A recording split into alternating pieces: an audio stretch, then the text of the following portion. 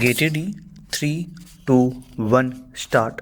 The High Court fell in grave error in holding that the suit was barred by time and ignored to appreciate that the right of the appellants to have the revenue record corrected arose when the appellants came to know about the wrong entry and the respondents failed to join the appellants in getting it corrected. The High Court was not justified in holding that mere existence of a wrong entry in the revenue records does not, in law, give rise to a cause of action within the meaning of Article 58 of the Schedule of the Act.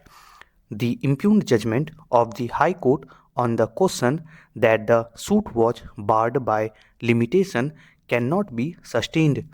Therefore, the judgment of the High Court is set aside and the matter remitted back to it for decision on merits expeditiously.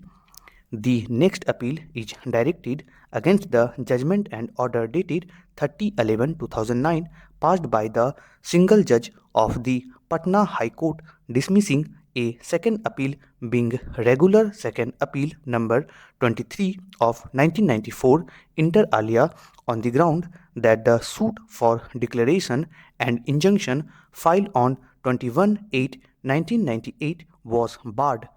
The plaintiff and the appellants were the owners and in joint possession of share in the entire land measuring about 28 bighas of land situated in the Purnia district. The appellants and the two individuals were co-owners in the said total land. Since the appellants and the two individuals were co-owners in the said land, the said share of the land was already under mortgage with the respondents. In 1965, the respondents got their names mutated in the relevant record of rights as owners of the area purchased by them as indicated in the aforesaid sale deed.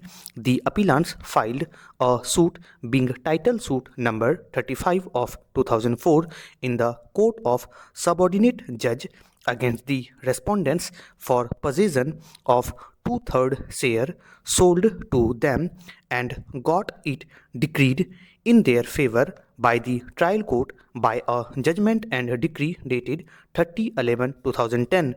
The respondents appealed against the aforesaid decision before the appellate court, namely district judge, who dismissed their appeal.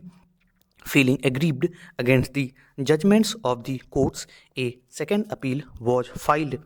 It was vehemently argued by the learned senior counsel appearing for the appellant that the lower appellate court was not justified in upsetting the decree and judgment of the trial court solely for the reason that no endorsement was obtained to pass a consent decree.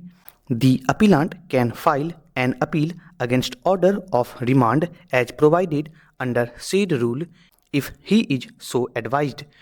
The regular second appeal is hence dismissed as not maintainable.